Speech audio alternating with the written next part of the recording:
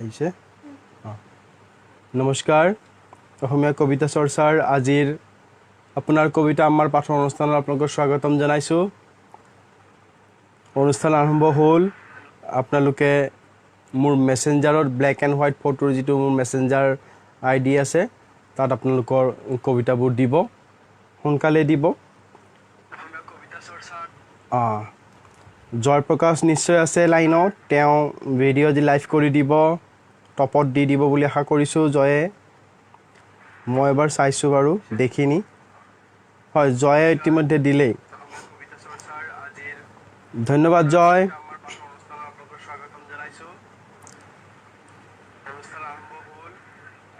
আপোনালোকে কবিতা দিছে যদি মই যাওঁ মেসেঞ্জাৰলৈ চাই থাকিব আৰু শ্বেয়াৰ কৰি দিব এই অনুষ্ঠান ৰীতামণি বৰাৰ কবিতা প্ৰথমতেই তেখেতে ঠিক 9 বজাতে দিছে সামান্য নিয়মৰ ইফাল ইফাল হৈছে আৰম্ভ হোৱাৰ আগতে দিছে যদিও আমি যেহেতু 9 বজাৰ পৰাই আৰম্ভ হয় বুলি আমি কৈছিলোঁ তো ৰীতামণিৰ এই 9 বজাতে দিয়া কবিতাটো আমি হিচাপত ধৰিম পাঠ কৰি দিছোঁ ৰীতামণি বৰা নগাঁও লংকাৰ এটা হুজাই হ'ল লংকাৰ নগাঁও হৈ থকা নাই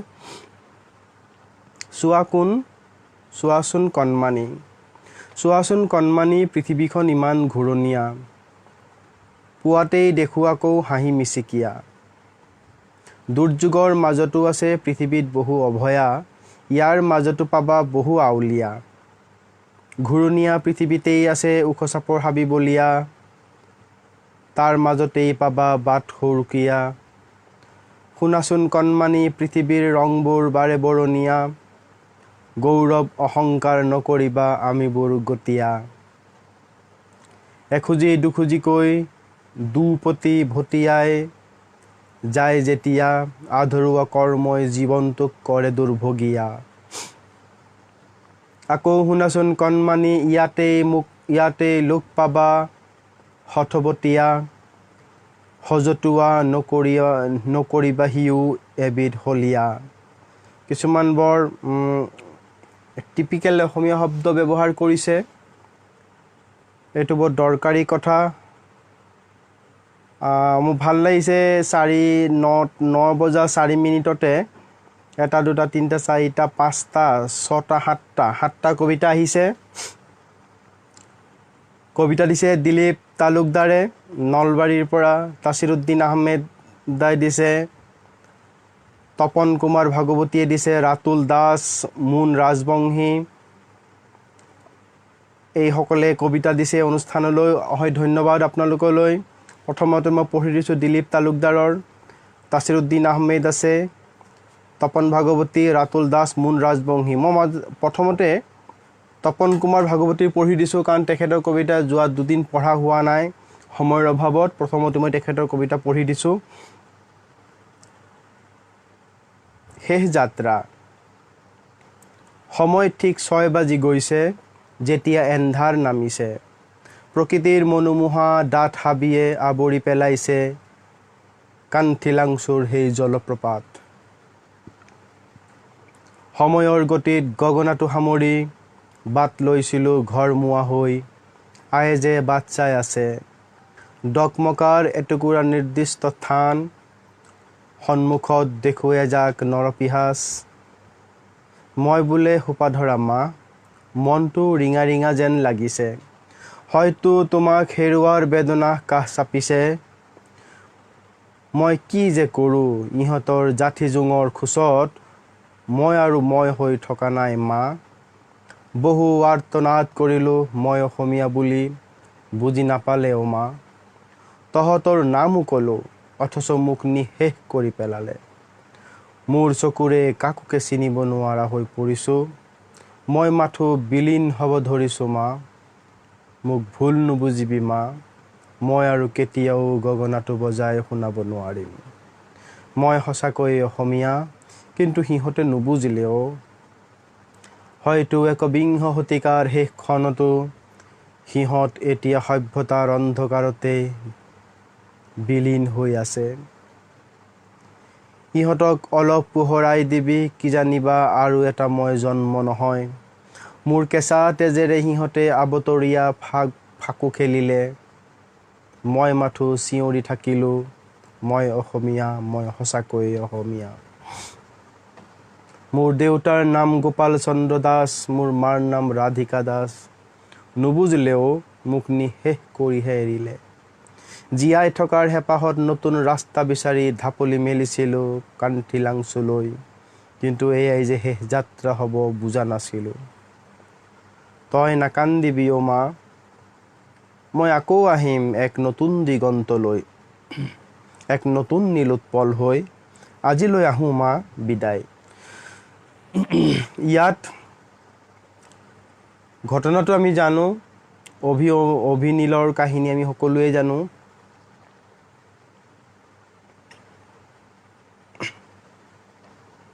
মাজতে কিছু এটা সুন্দৰ বাৰ্তা আছে, সভ্যতাৰ পোহৰ দিয়াৰ বাৰ্তাৰ কথা কৈছে, ঘৃণাৰ কথা কোৱা নাই, কবিয়ে আশাৰবাদৰ কথা কৈছে। জনগোষ্ঠীৰ মাজত বিভেদ ঘৃণা সৃষ্টিৰ কবিৰ কোনো অহৎ অভিপ্ৰায় নাই ইয়াত দেখা গৈছে, বৰং তেখেতে সেই মৰ্মন্তুদ ঘটনাৰ বৰ্ণনা দিয়াৰ পিছতো এটা বাৰ্তা দিছে। ভিক্টিমৰ মুখেৰে তেখেতে বাৰ্তা দিছে, এটা সমন্বয়ৰ বাৰ্তা, মানুহক বুজাব কৈছে, আশীৰ্বাদ দিবলৈ কৈছে।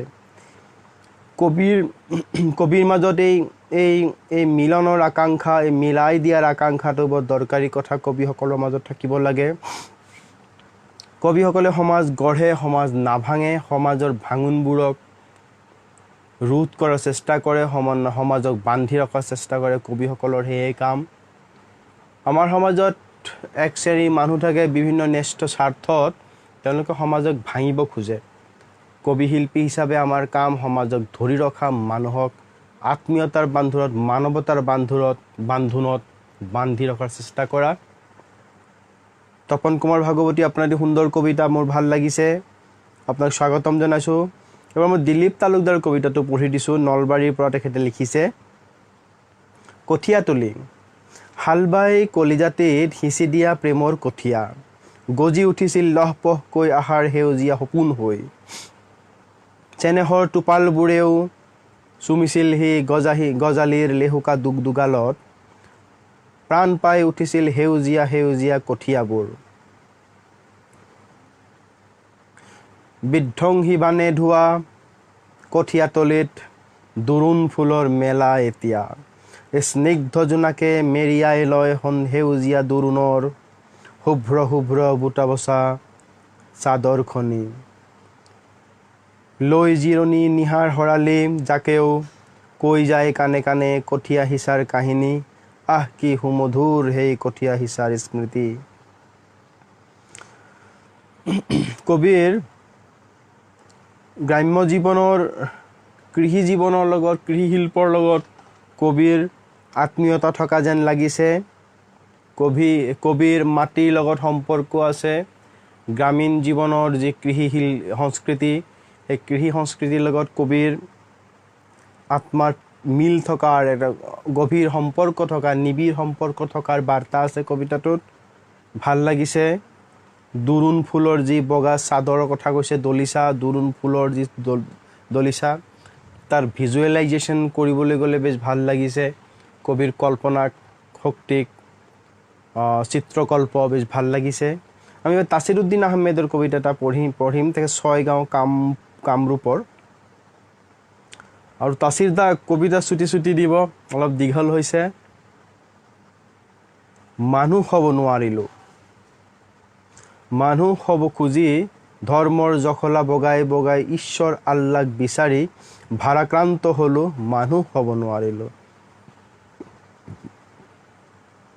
প্ৰথম স্তৱকতেই কবিয়ে বোধকৰো ক'ব লগা সকলো কথা ইয়াতে সোমাই আছে। পিছত তেওঁ যিখিনি ক'ব তাৰ এইখিনি বৰ্ণনা হ'ব, বিস্তাৰ হ'ব। কিন্তু প্ৰথম যি ইন্ট্ৰো দিছে কবিতাটোৰ, মানুহ হ'ব খুজি ধৰ্মৰ জখলা বগাই বগাই ঈশ্বৰ আল্লাক বিচাৰি ভাৰাক্ৰান্ত হ'লোঁ, মানুহ হ'ব নোৱাৰিলোঁ। ইয়াতে গোটেই বাৰ্তা আছে। আমি প্ৰথমে মানুহ হোৱাৰ চেষ্টা কৰা উচিত, বাকী কথাখিনি পিছত আনিব লাগে। আমি এটা বিশেষ জাতিৰ পৰিচয়, ধৰ্মৰ পৰিচয়, সম্প্ৰদায়ৰ পৰিচয়, গোষ্ঠীৰ পৰিচয়ত আমি মানুহৰ যি মঞ্চ তাৰ পৰা আঁতৰ হৈ যাওঁ। আমি তেতিয়া আমাৰ কিছুমান অইন আইডেণ্টিটিৰ প্ৰতিষ্ঠা কৰিবলৈ গৈ আমি যে মানুহ, আমাৰ সেই পৰিচয়টো আমি পাহৰি যাওঁ। আৰু মানুহে মানুহৰ প্ৰতি যি মনুষ্যত্ব দেখুওৱা উচিত সেইটো পাহৰি গৈ অমানুহৰ দৰে আচৰণ কৰোঁ। কিছুমান অইন পৰিচয় প্ৰতিষ্ঠা কৰিবলৈ গৈ তেতিয়াই আমি মানুহৰ পৰা অমানুহ হৈ যাওঁ, মানুহ হৈ নাথাকোঁ। কবিৰ ইণ্ট্ৰুৰ কথাখিনি মোৰ বহুত ভাল লাগিছে। মানুহ হ'ব খুজি ধৰ্মৰ জখলা বগাই বগাই, ঈশ্বৰ আল্লাক বিচাৰি ভাৰাক্ৰান্ত হ'লোঁ, মানুহ হ'ব নোৱাৰিলোঁ। পিছত কবিয়ে লিখিছে, পঢ়ি গৈছোঁ।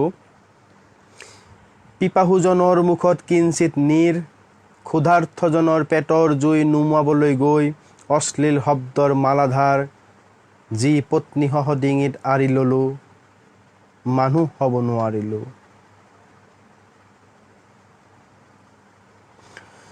ৰাজনৈতিক নেতা হ'লোঁ, হিন্দু মুছলিমৰ পণ্যদ্ৰব্যৰ পোষ্টমৰ্টেম কৰিলোঁ, হিন্দু মুছলমান ভিন্ন ভিন্ন কৰিলোঁ, মানুহ হ'ব নোৱাৰিলোঁ। কোৰাণ হাদিছৰ বৰ্ণ নপঢ়াকৈ ধৰ্মৰ নিচান হাতত ল'লোঁ, বেদ গীতাৰ শ্লোকৰ মৰ্ম নুবুজি বিভেদৰ বাণী বিলালোঁ, মানুহ হ'ব নোৱাৰিলোঁ। যত জীৱ তত শিৱ, আপৎকালত ৰাখিলোঁ দূৰে, কাৰ তেজেৰে নৱজীৱন পালোঁ, এবাৰো প্ৰশ্ন নকৰিলোঁ, মানুহ হ'ব নোৱাৰিলোঁ। ডাৰউইনৰ বান্দৰৰ পৰা মানুহৰ ৰূপ ল'লোঁ, বিৰিখ বগোৱা স্বভাৱ সাঁচি ৰাখিলোঁ, পঁয়ত্তৰ ভাৱ জীয়াই ৰাখিলোঁ, বসুধৈৱ কুটুম্বকুম অৰ্থ নুবুজিলোঁ, মানুহ হ'ব নোৱাৰিলোঁ।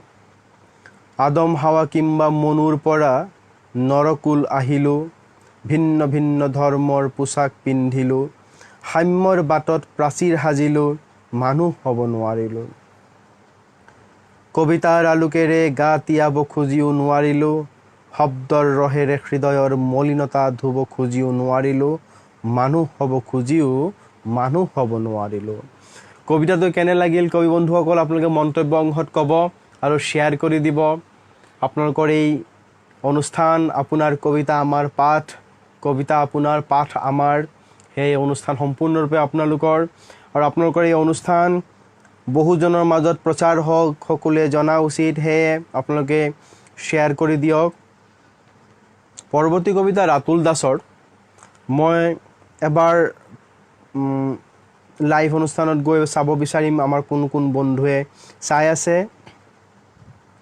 কুঞ্জলতা দাস, তপন কুমাৰ ভাগৱতী, আপোনাৰ কবিতা পাঠ কৰিলোঁ। দিলীপ তালুকদাৰ, আপোনাৰ কবিতাও পঢ়িলোঁ। বিপুল হাজৰিকা, আপুনি সিদিনা বোধকৰো কবিতা এটা দিছিলে, পঢ়া হোৱা নাছিলে, আজি বোধকৰো দিছে, মই চাম, পঢ়াৰ চেষ্টা কৰিম অৱশ্যে। আপোনাৰ আগতেই শংকৰদেৱে দিছে কবিতা, উদয় ৰাজবংশীয়ে দিছে আপোনাৰ কবিতা দেখিছোঁ। জয়ে মন্তব্য দিছে কবিতা এটাৰ কথা, কাৰ কবিতা দিছে মই ঠিক গম নাপালোঁ, বোধকৰো শেহতীয়া কবিতা তাচিৰদাৰ কবিতাৰ ওপৰতে মন্তব্য দিছে। আপোনালোকে অনুগ্ৰহ কৰি শ্বেয়াৰ কৰি দিব। দুজনে শ্বেয়াৰ কৰিছে, সকলোৱে শ্বেয়াৰ কৰিব। যিসকলে কবিতা দিছে তেওঁলোকৰ সকলোৱে শ্বেয়াৰ কৰি দিয়ক আপোনালোকৰ অনুষ্ঠান। আমি কবিতা পাঠ কৰিব নোৱাৰিলেও অন্ততঃ নামখিনি ক'ম। যিসকলে লিখিছে আজি নহ'লেও কাইলৈ পাঠ কৰিম, চেষ্টা কৰিম সকলোৰে পাঠ কৰিবলৈ। যদিও সম্ভৱ নহয়, কোনোবা এজনে খঙৰ ইমুজি দিছে, কেলে বা দিলে সেইটোৱে বুজি নাপালোঁ। তেখেতৰ বা কিয় খং উঠিলে, খংটো বা কাৰ ওপৰত, দুজনৰ খং উঠিছে। হিমাংগ দাস ডাঙৰীয়াই খঙৰ চিন দিছে আৰু কুঞ্জ হাজৰিকাই খঙৰ চিন দিছে, কেলে বা দিলে মই গম নাপালোঁ, আপোনালোকে অনুগ্ৰহ কৰি জনাব। ধন্যবাদ, মোক জনাব মোৰ কোন ত্ৰুটিৰ কাৰণে, হয়তো মোৰ পাঠৰ ত্ৰুটিৰ কাৰণে আপোনাৰ খং উঠিছে, অনুগ্ৰহ কৰি মোক জনাব। বহু ক্ষেত্ৰত হয় কি, আমাৰ বহুতে ফেচবুক চলাবলৈ বৰ পাকৈত হোৱা নাই, যাৰ ফলত সেই টিপিবলৈ গৈ ক'ত টিপা লাগি কি হৈ গ'ল গম নাপায়, পিছত হাহাকাৰ লাগে। এডিট কৰা যি প্ৰচিডিঅ'ৰ সেইটো তেওঁলোকে নাজানে। তো আকৌ বহুত সময়ত জানি বুজি খঙৰ চিন দিয়ে বা হহাৰ চিন দিয়ে। আমি ইয়াত কি কাৰণত দিছে আমি নাজানো, যি কাৰণতে দিছে লেখকগৰাকী আমাৰ দৰ্শক শ্ৰোতাৰ সেইটো তেখেতৰ অভিমত এই অনুষ্ঠান সম্পৰ্কিত খঙৰে অনুভৱ আমি ধৰি লৈছোঁ আৰু আমি চেষ্টা কৰিম বুজাৰ চেষ্টা কৰিম আমাৰ দৰ্শক শ্ৰোতাৰ কিয় খং উঠিলে আমাৰ ওপৰত এই অনুষ্ঠানৰ ওপৰত নে মোৰ পাঠৰ ত্ৰুটিৰ ওপৰত তেখেতৰ খং উঠিছে নাজানো তো কবি বন্ধুসকল যিসকলে চাই আছে তেওঁলোকক আটাইলৈ আন্তৰিক ধন্যবাদ জনাইছোঁ আৰু আপোনালোকে অনুগ্ৰহ কৰি শ্বেয়াৰ কৰি দিব তাচিৰদা হয় পাঠ কৰিলোঁ মুন ৰাজবংশী চাই থাকিব পঢ়াৰ চেষ্টা কৰিম পুণ্য বাইদেউ বোধ কৰোঁ আছে পূৰবী কোঁৱৰ আজি আকৌ হৈছে মঞ্জুশ্ৰী দাস কালি আপোনাৰ কবিতা পাঠ কৰিব পৰা নাছিলোঁ কিবা হৈছে নেকি বাৰু মোৰ বিয়াৰ ভিডিঅ' দেখুওৱা নাই আচ্ছা আপোনালোকে দেখি আছে নাই মই মোক অনুগ্ৰহ কৰি জনাব কিবা সমস্যা পাইছে নেকি মোক জনাব মন্তব্য অংশত যিসকলে চাই আছে তেওঁলোক আটাইলৈ আন্তৰিক ধন্যবাদ জনাইছোঁ আপোনালোকে কবিতা দিয়ক পঢ়াৰ চেষ্টা কৰিম আমি কালি কবিতা দিয়া আৰু আজি উপস্থিত থকা যিসকলে নতুনকৈ আজি কবিতা দিছে তেওঁলোকৰ কবিতা আগত পঢ়াৰ চেষ্টা কৰিম ৰাতুল দাসৰ কবিতা ৰাতুল দাসে যেনেকৈ কবিতা দিয়ে মোৰ তাত ডিছপ্লে কৰাৰ অসুবিধা হয় কেতিয়াবা ঠিক আছে লাইন দীঘল হ'লে বসুন্ধৰা নামৰ এটি প্ৰজাৰ আঁৰত জীয়াই আছিল দুটি জীৱনৰ মধুৰতম সময় পাৰ কৰিছিল দীপালী বাইদেউ আৰু নীলপৱন দাই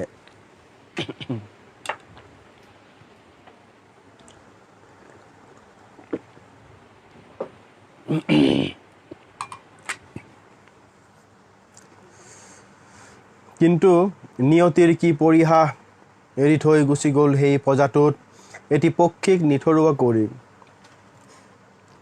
দীপালী বাইদেউক কোনেও ধৰি ৰাখিব নোৱাৰিলে তেওঁ গ'লগৈ দেখোন এখন পৃথিৱীলৈ তেখেত গ'লগৈ নেদেখা এখন পৃথিৱীলৈ সংগীবিহীন কৰি নীলপৱন দাক খং কৰিবলৈও আজি কাষত নাই তেওঁৰ জীৱন সংগী দীপালী বাইদেউ তেওঁ দিয়া প্ৰেম মৰম লৈ জীয়াই থাকিব লাগিব নীলপৱন দা এই কবিতাটোৰে দীপালী বৰঠাকুৰ বাইদেউৰ শ্ৰদ্ধাঞ্জলি জনাই লিখিছিলোঁ কবিগৰাকীৰ কবিতাৰ ভিতৰতে বক্তব্য আমি অনুভৱ কৰিব পাৰিছোঁ কবিতা দিছে মুন ৰাজবংশী ৰশ্মিৰেখা চলিহা প্ৰদীপ নায়ক দিব্যজ্যোতি দত্ত মহেন্দ্ৰ গগৈ মনমোহন চুতীয়া শংকৰদেৱ নবিল ভূঞা প্ৰবীণ দত্ত মন্দিতা শৰ্মা উদয় ৰাজবংশীয়ে ৰিপিট কৰিছে বোধ কৰোঁ নে ফটো এখন দিছে গম নাপালোঁ স্বপ্না দেৱী আৰু মোৰ হাইড হৈ আছে দুজনমানৰ তেওঁলোকৰ মই চাই দিছোঁ বাৰু মই তাৰ আগতে পাঠ কৰিম আজি মুন ৰাজবংশীৰ কবিতা তেওঁৰ কবিতা বোধ কৰোঁ কালিও পঢ়িব পৰা নাছিলোঁ এছাতি কলীয়া ডাৱৰ জিলিকা নাই আজি জোনৰ মুখখনি হেতা পৰিল গুলপীয়া দুগালৰ সেউজীয়া হীৰাখিনি হেৰাই গ'ল ৰহালতা মাটি বৰণীয়া কীটবোৰ খাই খাই কৰি দিলে ফুপুলা চাৰিওফালে অন্ধকাৰে আৱৰি ধৰিছে শুভ্ৰ ডাৱৰবোৰ ক'লা হৈ পৰিল ভাঙি দিলে সুখৰ প্ৰজা নিমিষতে ধূলিময় কৰি মন বননিৰ চম্পা কেতেকী ধুমুহাই উৰুৱাই লৈ গ'ল ভাৱবোধক হৈ পৰিলোঁ তাৰ উত্তৰ নোপোৱা প্ৰশ্নবোধক চিন হৈ টাইপিঙৰ বহুত ভুল আছে সেইখিনি শুধৰাব পোষ্ট কৰাৰ আগত এবাৰ চাই ল'ব মুন ৰাজবংশী ডাঙৰীয়া শুভেচ্ছা থাকিল লিখি থাকক সেইবোৰ টাইপিঙৰ ভুল তাক লৈ ইমান চিন্তা কৰিবও নালাগে কিন্তু শুধৰোৱাৰো চেষ্টা কৰিব সেইবোৰ ঠিক হৈ যাব প্ৰিণ্টিঙৰ সময়ত ঠিক হ'ব ঠিক আছে পৰৱৰ্তী যেতিয়া আমি সংকলন কৰিব কিন্তু এতিয়া পাঠকেও যিটো পঢ়িব যিমান পাৰে শুদ্ধৰ ওপৰত দিয়াৰ চেষ্টা কৰিব এটলিষ্ট প্ৰিণ্টিং যিখিনি ফিংগাৰিঙত মিছ হয় সেইখিনি শুধৰাই দিব ৰশ্মিৰেখা চলিহাৰ কবিতা স্মৃতিবোৰ জীয়াই আছে বাবেই যান্ত্ৰিকতাৰে ভৰা পৃথিৱীখনত মই হৈ জীয়াই আছোঁ মই বাস কৰা পৃথিৱীখন বৰ সৰু তেনেকুৱাই সৰু সৰু মনবোৰো মনৰ কথা ভগাব নোৱাৰি ফেকুৰি থাকোঁতে স্মৃতিবোৰে মোক কোলাত লৈ নিচুকায় উজাগৰি নিশাবোৰত শিয়ালে নাহিবি ৰাতি বুলি গীত গাই মোৰ টোপনি আহিবলৈ চেষ্টা কৰে স্মৃতিবোৰে কোনোদিনেই সুবিধা নিদিলে বয়সবোৰক বাঢ়ি গৈ থাকিবলৈ ভাল লগা মুহূৰ্তবোৰে স্মৃতি হৈ লগ দিয়ে যন্ত্ৰণাৰ সময়বোৰক দূৰতে বিদূৰ কৰিবলৈ। জীৱন নামৰ কিতাপখনত পৃষ্ঠাই পৃষ্ঠাই অঁকা আছে অভিজ্ঞতাৰ পেঞ্চিলেৰে আঁকি থোৱা ছবিবোৰ, যিবোৰেই মোৰ জীয়াই থকাৰ প্ৰেৰণা। কিমান দুৰ্বিষহ হয় জীৱনবোৰ, এলজেইমাৰ আহি লগ লয়হি যেতিয়া। এলজেইমাৰ আধুনিক সময়ৰ বোধ কৰোঁ এটা জটিল সমস্যা। বিভিন্ন পাৰিপাৰ্শ্বিক কাৰণত, বিভিন্ন পৰিৱেশতান্ত্ৰিক কাৰণত বোধ কৰোঁ মানুহৰ মস্তিষ্কৰ ধাৰণ ক্ষমতা নষ্ট হৈছে, মস্তিষ্ক চেলবোৰত আক্ৰমণ পৰিছে, যাৰ পৰা এলজেইমাৰ যিটো স্মৃতিভংগ বুলি কয়, তাৰ যদি মোৰ ভুল হোৱা নাই, স্মৃতিভংগ, পাহৰি যোৱাৰ যি সমস্যা হৈছে এটা এইজৰ পিছত, এইটো পৰিৱেশতান্ত্ৰিক কিছু প্ৰভাৱ মূলত এটা ডাঙৰ সমস্যা। তাৰ কাৰণে বিভিন্ন আমাৰ আয়ুৰ্বেদিকত, আমাৰ যি আয়ুৰ্শাস্ত্ৰ, তাত বিভিন্ন বিধান আছে, কাৰ্যকৰী বিধান। সেইবোৰৰ পৰা বোধ কৰোঁ ব্ৰাহ্মী শাক মূলত কোৱা হয়, ব্ৰাহ্মী শাকো এই ক্ষেত্ৰত বহুত ভাল। আমি সেইবোৰ আমাৰ যি ভাৰতীয় চিকিৎসা বিজ্ঞানৰ আয়ুৰ্বেদৰ অংগত আছে সেইবোৰ কথা, আমি সেইবোৰৰ পৰা সুফল পাম। এলোপেথিকত তাৎক্ষণিকভাৱে ভালো পায়, কিছু ছাইড এফেক্টৰ কথা বহুত আহি যায়। আমি সেই ক্ষেত্ৰত সতৰ্ক হোৱাৰ চেষ্টা কৰিম। প্ৰকৃতিয়ে আমাক সুস্থ ৰাখক, তাৰে কামনা কৰিছোঁ। সকলোকে সুস্থ ৰাখক। মুক্তি পৰৱৰ্তী কবিতা প্ৰদীপ কুমাৰ নায়কৰ, নলবাৰী তেজপুৰৰ। বন্ধু তোমাৰ মুঠিতে মুক্তি, মুঠিতে শক্তি, মুঠিতে সঞ্চিত সাগৰৰ মুকুতা। জীৱন সূৰ্য প্ৰেমৰ মালিতা, যিয়ে জ্বলাই বুকুতে বিশ্বাসৰ মালিতা। এই জ্বলাইটো সমাপিকা ক্ৰিয়া, যদিও মাজত আছে ইয় কৰি দিব, পাঠটো সুবিধা হয়, মানুহক বুজাটো সুবিধা হ'ব। যিয়ে জ্বলাই বুকুতে বিশ্বাসৰ শলিতা। পৰৱৰ্তী কবিতা পাঠ কৰিম আমি। ভাল লাগিল প্ৰদীপ নায়কৰ কবিতাটো। ইয়াত কম কথাত বহুত কথা কৈছে। দ্বিতীয়তে আমি কম সময়তে সামৰি দিব পাৰিলোঁ, আন এটা কবিতাত লৈ যাব পাৰিলোঁ। এতিয়া আন এজন কবিৰো পঢ়ি যাব। আপোনালোকে যিহেতু আপোনাৰ কবিতা আমাৰ অনুষ্ঠানত আমি যিমান পাৰোঁ অধিক সংখ্যকৰ কবিতা পাঠৰ চেষ্টা কৰিম। প্ৰত্যেকে চুটি চুটি কবিতা দিয়াৰ চেষ্টা কৰিব। পঢ়িলোঁ, এটা অনুষ্ঠান হ'ল, বন্ধুৰ আড্ডা হ'ল। এইটো আড্ডা, কবিতাৰ আড্ডা এটা হ'ল, পঢ়িলোঁ হ'ল। বহুত দীঘল নপঢ়িলেও হ'ব। দিব্যজ্যোতি বাইদেউৰ কবিতা ইয়াৰ আগত পঢ়িব পৰা নাছিলোঁ, আমি দেখিছিলোঁ, আমি কৈ দিছিলোঁ নামবোৰ। আমি নামবোৰ এইকাৰণেই কৈছোঁ, আপোনালোকৰ আন্তৰিকতা প্ৰকাশ পাইছে আমাৰ এই অনুষ্ঠানত যে কবিতা দিছে, আপোনালোকে চাই আছে, সেয়ে আমি আপোনালোকৰ নামবোৰ কৈ দিছোঁ। কোনে কোনে কবিতা দিছে তাৰ নামবোৰ সেইকাৰণেই কৈছোঁ যে এইসকলৰ মানুহৰ এই অনুষ্ঠানৰ প্ৰতি, আমাৰ নবীন কবিসকলৰ এই আড্ডাৰ প্ৰতি যে এটা ভাল পোৱা আছে, সেইটো প্ৰকাশ পাই আপোনালোকে কবিতা দিছে। আপোনালোকে জানে যে সকলোৰে কবিতা হয়তো পঢ়া নহ'ব, পঢ়িব নোৱাৰিম আমি সময়ৰ অভাৱত, তথাপি দিছে। ইয়াত এটা আশাবাদৰো কথা আছে, হয়তো পঢ়িব, এইটো পজিটিভ কথা। দ্বিতীয় কথা যে আমাৰ নবীন কবিসকলৰ এক আড্ডা আছে, দিওঁ, আমিও বহোঁ তাতে আড্ডাত অলপ সময়। ব্যস্ততা আমাৰ থাকে, লকডাউনে আমাক বহুত সময় দিছে, এতিয়া খুলিও গ'ল, আমাৰ আউটডোৰ কাম সকলোৰে বাঢ়ি গ'ল আকৌ। তো সকলোৱে সুস্থ থাকক, সবল থাকক, নিৰাপদ থাকক, তাকে কামনা কৰিলোঁ। পেনিক নহ'ব, এটা আশাবাদেৰে সতৰ্কতা অৱলম্বন কৰি কাম কৰি যাওক, কামটো কৰিবই লাগিব। বিপদ বিঘিনি সদায় থাকিবই। দিব্যজ্যোতি দত্ত বাইদেউৰ কবিতা, তেখেতে ডিমৌৰ, শিৱসাগৰ ফালৰ যি ডিমৌ, সেইফালৰ কবিতা। আমাৰ নগাঁৱতে ডিমৌ আছে। তুমি কেনেকৈ স্থিত ভগৱান, সুধিছে ভগৱানক। কবিৰ শিৰোনামতে এক আধ্যাত্মিক ভাৱ আছে। সুধিছে তুমি কেনেকৈ স্থিত, কবি ভগৱানক সুধিছে। তুমি কেনেকৈ স্থিত ভগৱান, শব্দৰ অলংকাৰেৰে নে মূৰ্তিৰে, নে অনন্ত অসীম শক্তিৰে, নে প্ৰজ্বলিত অগ্নিশিখাৰে, মূৰ্তিমান নে মূৰ্তিহীন, নাজানো একোকে।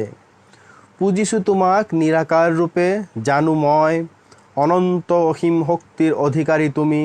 প্ৰতিটো আত্মাৰ ৰন্ধ্ৰে ৰন্ধ্ৰে বিৰাজমান তুমি, সৰ্বত্ৰ সৰ্বত্যাগী আছা তুমি, সৃজন পালন কৰোতা তুমি, তোমাৰ বিৰাট ৰূপটোৱেই চাগে যাক মই কল্পনা কৰিব নোৱাৰোঁ, চকুৰে নোৱাৰোঁ চাব, হাতেৰে নোৱাৰোঁ চুব, মাথো অনুভৱৰ শিকলিৰে পুৱা গধূলি বান্ধ খাইছোঁ আশা ভৰা মনেৰে স্থাপনাৰ কাষত, বিশ্বাসে ৰাখিছোঁ আৱৰি হৃদয়ত তোমাৰ অনুভূতি, নিজৰ বাবে নহয় মাগিছোঁ আনৰ বাবে, আগবঢ়াই দিছোঁ এক কৰোণাৰ হাত, ধৰাত আজি অসহায় মানৱ য'তেই আছা কৃপা কৰা, সুখ দিয়া মানৱৰ মাজত।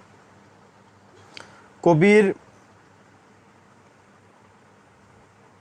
মানৱ হিতৈষী যি চেতনা, মানুহৰ দুখত কান্দি উঠা কবিৰ যি চেতনা, আজি বিশ্ব মানৱৰ সংকটৰ দিনত, বিশ্ব মানৱৰ দুৰ্যোগৰ দিনত কবিয়ে তেখেতৰ নেদেখা ভগৱানক প্ৰাৰ্থনা কৰিছে, প্ৰাৰ্থনাৰ মাজত এক আধ্যাত্মিকতা আনিছে, যি দাৰ্শনিক বোধৰ কথাও ইয়াত আহিছে।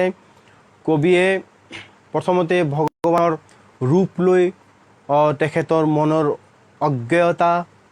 অজ্ঞেয়বাদৰ কথা কৈছে, যি ভগৱানৰ ৰূপ সম্পৰ্কে কবিয়ে নাজানে, যি ভগৱানক তেখেতে মাথো উপলব্ধি কৰিব পাৰে, সেই ভগৱানৰ ওচৰত অৱশেষত প্ৰাৰ্থনা জনাইছে। ভগৱানক প্ৰথমে কৈ লৈছে, ভগৱান মই তোমাৰ ৰূপ নাজানো, তোমাক মাথো সাধাৰণভাৱে অনুভৱ কৰিব পাৰোঁ। তাৰে কবি এটা এক্সকিউজ কৰিছে, তাত এটা কৈফিয়ত দিব গৈছে ভগৱানৰ ওচৰত, নিজৰ ক্ষুদ্ৰতাৰ পৰিচয় দিছে, দি ভগৱানৰ ওচৰত প্ৰাৰ্থনা কৰিছে, হে ভগৱান আজি বিশ্বমানৱ সংকটত তাত তুমি ৰক্ষা কৰা, তাত তুমি আমাক উদ্ধাৰ কৰা। কবিৰ এই মহত্ব ভাল লাগিল।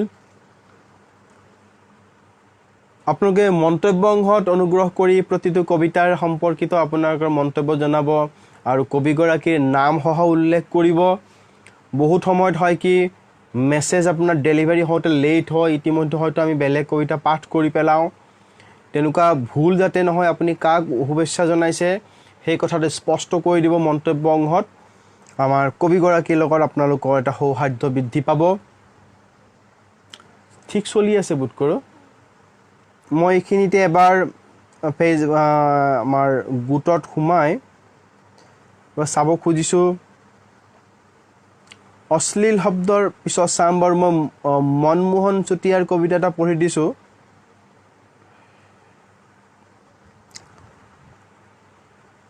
মনমোহন চুতীয়াক মই এটা অনুৰোধ কৰিম, তেখেতে যিটো কবিতা দিছে ক'ৰ পৰা দিছে এবাৰ মন কৰিব আপুনি। আপোনাৰ নিজৰ কবিতা দিয়ক বাৰু, কথা নাই, কোন মঞ্চৰ পৰা আনি দি আছে এবাৰ অলপমান চাব, অলপমান, ঠিক আছে। অশ্লীল শব্দৰ বিশৃংখলতাত এটা বিবস্ত্ৰ কবিতা, ছদ্মবেহৰ নৃত্যোৎসৱত অশ্লীল আৰু বিবস্ত্ৰ শব্দত মই সমাধিস্থ কৰোঁ নীলজ্জতাক। আচলতে নীলজ্জতা নহয়, নিৰ্লজ্জতা, লৰ ওপৰত এটা ৰেপ দিব, নিৰ্লজ্জতাক। এইবোৰ হচ্ছে টাইপিঙৰ ভুল। এই টাইপিঙৰ ভুলবোৰ আপোনালোকে যিমান পাৰে শুধৰোৱাৰ চেষ্টা কৰিব। পাঠক সমাজৰ আপোনালোকৰ প্ৰতি এটা ভুল ধাৰণা সৃষ্টি হয়, এটা বিৰাগ সৃষ্টি হয়, আৰু তাৰ ফলত আপোনালোকৰ পাঠকৰ কিছু পাঠক আপোনালোকৰ পৰা আঁতৰ হৈ যাব। মই সদায় কৈ আছোঁ, টাইপিঙৰ ভুলবোৰ চাব। আপোনালোকে জানে নিৰ্লজ্জতা যে ৰেফ এটা লাগিব লৰ ওপৰত, এইটো আপোনালোকে সকলোৱে জানে, কিন্তু টাইপ কৰোঁতে ভুল হৈ গ'ল, দ্বিতীয়বাৰ ৰিডিং নিদিলে আপোনালোকৰ হয়তো অভ্যাস নাই বা অলপমান মই কি ক'ম, বহুতৰ ধৈৰ্যৰ অভাৱ হয় এইটো দ্বিতীয়বাৰ নিজৰ লিখা এটা পঢ়াৰ। বৰং এটা কবিতা কাগজত লিখি থৈ কেইদিনমান পেলাই থৈ দিব লাগে। কেইদিনৰ পিছত আপুনি যেতিয়া নিজৰ লিখা এটা পঢ়িবলৈ ল'ব, তেতিয়া নিজেই দেখিব তাত বহুত চেণ্টেঞ্চ, খোকোজা লগা চেণ্টেঞ্চ থাকে, বহুত অবাঞ্ছিত শব্দ সোমাই থাকে, যি ৰিডিঙত বাধাৰ সৃষ্টি কৰে, সাৱলীলতাত বাধা সৃষ্টি কৰে। সেইটো আপুনি আজি লিখা কবিতা এতিয়াই দ্বিতীয়বাৰ পঢ়িলে আপুনি সেইটো গম নাপায়। কেইদিনমান পিছত বা বহুত সময়ত নিজে আপুনি ফিল কৰে, প্ৰত্যেকৰে বোধকৈ এইটো অভিজ্ঞতা হৈছে। নিজৰ কবিতা বহুত দিন আগত লিখা কবিতা যেতিয়া ডায়েৰীৰ পৰা খুলি চায়, বহুত শব্দই খোকোজা লাগে নিজৰে নিজে কাটে সংশোধন কৰে তো আমাৰ আজিৰ যি ডিজিটেল চিষ্টেম ডিজিটেল যি টেকন'লজি আহিছে ইয়াত আমি সেই কথাটো বৰ আশা কৰিব নোৱাৰোঁ যে আমি ইয়াত লিখি থৈ দিম পিছত আকৌ 2 দিন পিছত 10 দিন পিছত এডিট কৰি পঠিয়াম ইয়াত পোষ্ট কৰিম সেই ধৰণৰ আমি সিমান পৰ্যায়ত আশা নকৰোঁ মই পৰামৰ্শও নিদিওঁ আৰু মই নকওঁ তেনেকৈ কৰক বুলি কাৰণ টাইমৰ এটা এক ধৰণৰ আহ্বান থাকে সময়ৰ এক ধৰণৰ আহ্বান থাকে সেইটো আহ্বান বহুত সময়ত অলপ ক্ষতিকাৰক হ'লেও আমি সেই ট্ৰেণ্ডত যাবলৈ বাধ্য হৈ যাওঁ সেইটো সময়ৰ শক্তি সময় আমাক টানি লৈ যায় এতিয়া ডিজিটেল মাধ্যমত আপুনি লিখি 10 দিন পেলাই থোৱাৰ আৰু ধৈৰ্য সাধাৰণতে নাথাকে পোষ্ট কৰি দিয়াৰ বহুত অপশ্যন আছে পাঠকৰ আগত আগবঢ়াই দিবলৈ যিহেতু এটা সহজ পদ্ধতি আমাৰ সেইখিনি ধৈৰ্য নাথাকে দিম ঠিক আছে আমি লগে লগে দি দিম সময়ৰ দাবীৰ লগত গৈ সময়ৰ আহ্বানত আমি সঁহাৰি দি সেইমতেই কাম কৰিম কিন্তু তাৰ মাজতো সহজভাৱে কিছু কাম কৰা এটা উপায় আছে সেইটো হ'লগৈ কি এটা লিখা এটলিষ্ট আপুনি ৰিডিংটো দিব পাৰে না লগে লগ সেইটো যদি কৰিব নোৱাৰোঁ বুলি কয় সেইখিনি ধৈৰ্য যদি নাথাকে তেনে মই ক'ম আপুনি কামটো বহুতেই মানে আন্তৰিকতাহীনভাৱে কৰি আছে বহুত আদৰহীনভাৱে কৰি আছে নিজৰ সৃষ্টি এটাক আপুনি যিমান ধুনীয়াকৈ আগবঢ়াই দিব আপুনি এখন বিয়াত যোৱাৰ আগত জানো যধে মধে নাযায় এইকাৰণেই নাযায় আপুনি ধুনীয়া কাপোৰ পিন্ধাৰ চেষ্টা কৰে আৰু সাজ সজ্জাৰ কথা আছে মহিলাসকলৰ মেকআপৰ বহুত কথা আছে অলংকাৰৰ কথা আছে ধুনীয়াকৈ সাজি কাচি যায় এইকাৰণেই যায় যে দৰ্শকে যিহেতু আপোনাক চাব তেওঁলোকে আপোনাক প্ৰশংসাৰ আশা কৰিয়েই যায় আপুনি যদি যধে মধে যায় এখন বিয়া ঘৰত আপোনাৰ হীন দৃষ্টিৰে চাব হেয় দৃষ্টিৰে চাব কবিতাৰ ক্ষেত্ৰতো একেই কথা আপুনি যদি মঞ্চত এৰি দি আছে হাজাৰ মানুহৰ ওচৰত আপোনাৰ সৃষ্টিক এৰি দি আছে কেলে বিকলাংগ ৰূপত আপুনি এৰি দিব য'ত আপুনি মসৃণ কৰিব পাৰে শুদ্ধ কৰিব পাৰে সুন্দৰ কৰিব পাৰে তেনে কিয় আপুনি অলপ সময় ত্যাগ কৰাৰ অলপ কষ্ট স্বীকাৰ কৰাৰ পৰা কৰিবলৈ টান পায় আপুনি কেলে আপোনাৰ এটা সৃষ্টিক আপুনি আপোনাৰ নিজৰ সন্তানৰ দৰে সৃষ্টি কৰিছে তাক কেলে বিকলাংগ ৰূপতে এৰি দিয়ে এই কথাটো মই বুজি নাপাওঁ মই আশা কৰিম ইয়াৰ পিছত এই পাঠত আপোনালোকে যিসকলে কবিতা মোক দিব এই কথাটো অন্তত মন কৰিব ইয়াত দিয়াৰ আগতেই লিখি এবাৰ দুবাৰ পাঠ ৰিডিং দি ভুলবিলাক এটলিষ্ট টাইপিঙৰ যিবোৰ ভুল সেইবোৰ ভুল কৰি ইয়াত দিব মই এইটো বিশেষ অনুৰোধ জনালোঁ অকল ইয়াত বুলিয়েই নহয় ফেচবুকত য'তেই দিয়ে এই কামটো অন্তত কৰিব এইটো জাতীয় কৰ্তব্য আপোনাৰ নিজৰ বাবে এইটো কৰ্তব্য এই কথাটো ভুল নকৰিব আৰু এইটো কথা মই ইমানকৈ বুজাই দিয়াৰো বৰ দৰকাৰ নাছিলে বুলি ভাবোঁ কাৰণ আপুনি নিজেই বুজিব লাগে যে মই কেলেই নপঢ়াকৈ দিম ঠিক আছে কবি বন্ধু মই সমাধিস্থ কৰোঁ নিৰ্লজ্জতাক মই আৰু এটা শব্দ লিখিছে তেখেতে মই স্বপীড়ানন্দী হৈ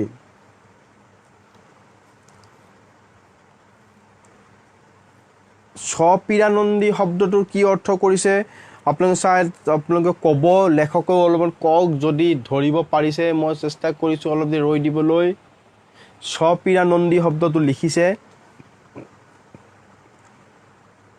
সন্ধি কৰিলে কি হ'ব পাৰে স্বপীড়ানন্দী যদি ইমান আনন্দীও ধৰোঁ আনন্দৰ লগত আনন্দী স্বপীড়া আনন্দী তিনিটা শব্দৰ যদি ইয়াত সন্ধি ৰূপ ধৰোঁ আমি তেনেহ'লে ইয়াত স্বপীড়াত আনন্দিত হৈ নিজকে পীড়ন কৰি আনন্দিত হৈ এইটো মিনিং হ'ব মই সমাধিস্থ মই আকৌ পঢ়ি গৈছোঁ ছদ্মবেহৰ নৃত্যোৎসৱত অশ্লীল আৰু বিবস্ত্ৰ শব্দত মই সমাধিস্থ কৰোঁ নিৰ্লজ্জতাক মই স্বপীড়ানন্দী হৈ স্তূপীকৃত কৰোঁ অশ্লীলতাবোৰক য'ত সৃষ্টি হয় এটা ৰোগাক্ৰান্ত কবিতা অন্ধকোষ এটাৰ নিৰ্বীৰ্য যন্ত্ৰণাত কোনোদিনেই বিষপ্ৰভু নহ'ল এখন গাভৰু অৰণ্য গুপ্ত ৰজস্ৰাৱৰ জৈৱ মৃত্তিকাৰ উৰ্বৰতাত পল্লৱিত হৈ নুঠিল ন কুঁহিপাত মোৰ অশ্লীল কবিতাৰ অৰণ্যখনত মৃত সূৰ্যৰ ৰ'দ নপৰে পাৰে মাথো মৰা পৃথিৱীৰ ছাই ইয়াত পাৰে হ'ব নে পৰে হ'ব ওপৰত কৈছে মোৰ অশ্লীল কবিতাৰ অৰণ্যখনত মৃত সূৰ্যৰ ৰ'দ নপৰে পৰৱৰ্তী শাৰীত কৈছে পাৰে মাথো মৰা পৃথিৱীৰ ছাই নিশ্চয় এইটো পৰে হ'ব আগত যেহেতু কৈছে সূৰ্যৰ ৰ'দ নপৰে পৰৱৰ্তীত কৈছে পৃথিৱীৰ ছাই পৰে হ'ব ইয়াত পাৰে হৈ আছে এতিয়া এইটো লেখকে শব্দ নজনাৰ কাৰণে এইটো হোৱা নাই তেখেতে টাইপিঙৰ যিটো ভুল সেই ভুলটো সংশোধন কৰা যি মানে দৰকাৰ যি দায়িত্ব তেখেতে সেই দায়িত্ব পালনৰ পৰা বিৰত হোৱাৰ ফলত এইটো হৈছে মই আশা কৰিম আপোনালোকে এই কথাবিলাক এভয়েড কৰিব সংশোধন কৰাৰ চেষ্টা কৰিব যধে মধে দি নিদিব আপোনাৰ নিজৰ সৃষ্টি এইটো আপুনি বুলি মই আজি এতিয়া যাৰ পৰিছোঁ তেওঁৰ বুলি নহয় এইটো অধিকাংশৰে এইটো কাম কৰে অধিকাংশ লেখকেই এই অস্থিৰতা প্ৰকাশ কৰে টাইপিঙৰ অজস্ৰ ভুলেৰে কবিতা পোষ্ট কৰে কবিতা চৰ্চাটো দেখিছোঁ নিজৰ ৱালতো প্ৰত্যেকেই কৰে এইটো এটা বেমাৰ হৈ গৈছে এই বেমাৰৰ পৰা মুক্ত হওক এইটো জাতিক এটা জাতীয় সাহিত্যক ঘূণে ধৰি আছে এটা ভাইৰাছ এইটো এটা ভাইৰাছ ইয়াৰো মাৰিব লাগে কৰোনাই আছে তাৰ ভেকচিন ওলাই আছে কিন্তু এই কথাটোৰ ভেকচিন ওলোৱা নাই এইটো বহুত দিনৰ পুৰণি এখন ভাইৰাছ আপোনালোকে সকলোৱে মিলি চেষ্টা কৰক আমাৰ জাতীয় সংস্কৃতিক ভাষা সংস্কৃতিক যাতে ভাইৰাছে নধৰে সেই কথাটোও চাব মই অনুৰোধ কৰিছোঁ পৰে মাথো মৰা পৃথিৱীৰ ছাই তীৰন্দাজৰ কাৰ এপাতত লাগি অহা হালধীয়া ৰোগবোৰে চোতালত কচৰত কৰে মই মোৰ কবিতাৰ অৰণ্যখন ডুবাই ৰাখোঁ মৰা মানুহে গা ধোৱা এটা জলপ্ৰপাতত এটা দুবাৰ ইয়াত বোধ কৰোঁ ভুলতে হৈছে এতিয়া কবিতাৰ সমাধি ক্ষেত্ৰত মৃত্যুৰ সৈতে প্ৰতিদ্বন্দ্বী মানুহৰ জীয়াই থকাৰ গান আপোনালোকে শুনিলে কবিৰ কবিতাটোত আমাৰ কাৰ আছিলে মনমোহন চুতীয়াৰ কবিতাটোত তেখেতৰ কাব্যদক্ষতা প্ৰকাশ পাইছে ইয়াত আমি যি দেখিছোঁ তেখেতৰ শব্দ প্ৰয়োগ কৰিছে শব্দৰ সন্ধিবদ্ধ ৰূপ কৰিছে কিছু নতুন শব্দ অনা যেনো লাগিছে আৰু প্ৰতীক এটা প্ৰতীকৰ অৰ্থত কিছু কথা কৈছে ইয়াত কবিৰ কাব্য সাধনাৰ কিছু প্ৰভাৱ আমি দেখিবলৈ পাইছোঁ তেখেতৰ কাব্য সাধনা যে অলপ নিবিড়ভাৱে কৰি আছে সেইটো ফুটি উঠিছে কিন্তু তেখেতৰ টাইপিঙত পাঠকেই বিৰাগ জন্মিব পাঠকৰ মনত আৰু পাঠকৰ মনত যদি এবাৰ বিৰাগ জন্মে এজন লেখকৰ প্ৰতি সেই লেখকজনে আটাইতকৈ বেছি ক্ষতিগ্ৰস্ত জীৱন সম্পদ হেৰুৱায় বুলি মই ভাবোঁ কাৰণ লেখকৰ কাৰণে আটাইতকৈ ডাঙৰ সম্পদেই হ'ল পাঠক আৰু পাঠকে যেতিয়ালৈকে এজন লেখকক ভাল পাই থাকে এজন লেখকক শ্ৰদ্ধাৰ আসনত ধৰি ৰাখে এজন মৰমৰ আসনত বহুৱাই ৰাখে তেতিয়ালৈকে সেই লেখকৰ লেখা সাৰ্থক হয় তেখেতৰ চিন্তন সাধনা লিখি আছে সকলোকে অনুৰোধ কৰিম লিখাটো যিমান পাৰে শুদ্ধ ৰূপত পৰিবহন কৰিব পৰৱৰ্তী কবিতা শংকৰদেৱৰ আছে নিয়ম মানি মুক্ত মনে আনন্দ কৰি নীল আকাশত আজি উৰিছে জাক পাতি দেশ বিদেশৰ চৰাই আহি ৰ'দ বৰষুণ সময়মতে আহি চলিছে নীতি নিয়ম মানি প্ৰকৃতি সুন্দৰকৈ সেউজীয়া কৰি গছে গছে ফল ফুল আনি নদী সাগৰৰ নিৰ্মল পানী বৈ গৈছে নিজে দেশ বুজি মুক্ত মনে বিচৰণ কৰি জীৱ জন্তু আছে শান্তিৰে আজি চন্দ্ৰ সূৰ্য সময়ত ওলাই আহি ৰাতি দিনক আনিছে মাতি প্ৰকৃতিক সুন্দৰকৈ জীয়াই ৰাখি সকলোৱে আছে নিয়ম মানি কবিয়ে কি ক'ব খুজিছে কোন পৰিৱেশৰ কথা ক'ব খুজিছে অনুগ্ৰহ কৰি আপোনালোকে মন্তব্য অংশত ক'ব এতিয়া মই পাঠ কৰিম নবিল ভূঞাৰ কবিতা ফটো ৰূপত দিছে খুলিবলৈ অলপমান সময় লৈছে কবিতাৰ শাৰীবোৰ দীঘল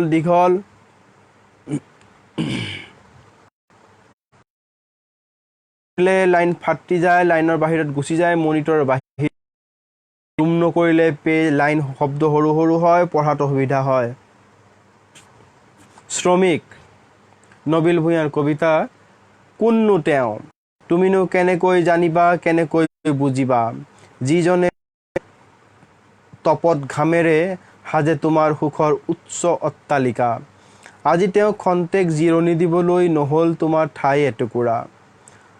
তোমাৰ বাবেই কেতিয়াবা কঠিন লেহুকা, কঠিন লোহাকো গলাই গলাই নিজকে জ্বলাইহি।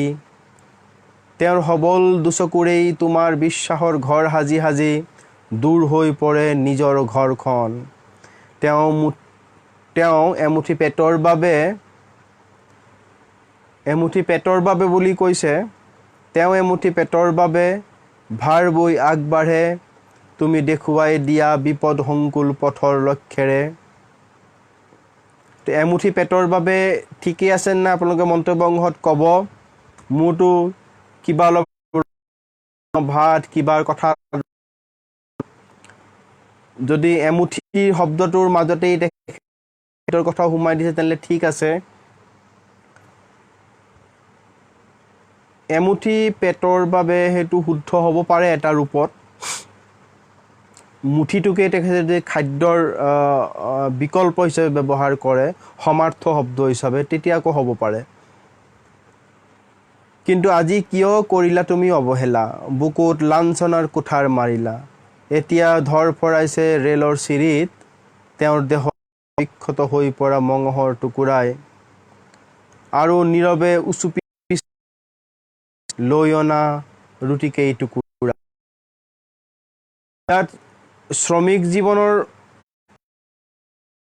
প্ৰথম অংশ, তাত আমি লজিকেল ঠিকেই পাইছোঁ। পৰৱৰ্তী কথা যিখিনি আনিছে সেইখিনি কিমান লজিকেল হৈছে আৰু কিমান যুক্তিসংগত সংযোজন হৈছে, তাত আমাৰ আমি ঠিক সন্তুষ্ট নহ'লোঁ।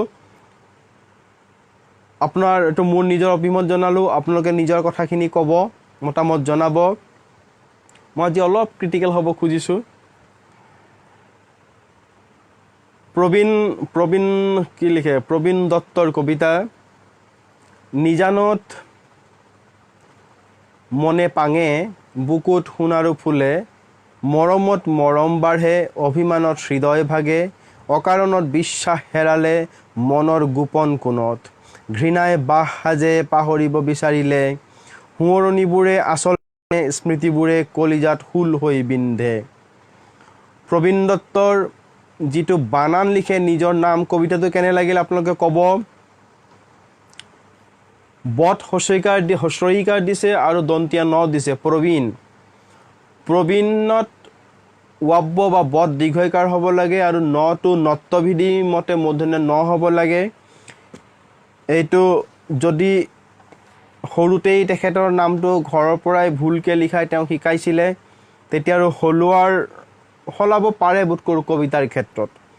চাৰ্টিফিকেট আদিৰ ক্ষেত্ৰত যেনিবা এফিডেভিটৰ দৰকাৰ হ'ব, যদি ক'ৰবাত সেই প্ৰপত্ৰৰ ক্ষেত্ৰত অসমীয়াত লিখিবলৈ গ'লে যদি এইটো নামেই তেখেতৰ অইন কোনো চাৰ্টিফিকেটত আছে, তেনেহ'লে তেওঁ এইটো নামেই লিখিব লাগিব।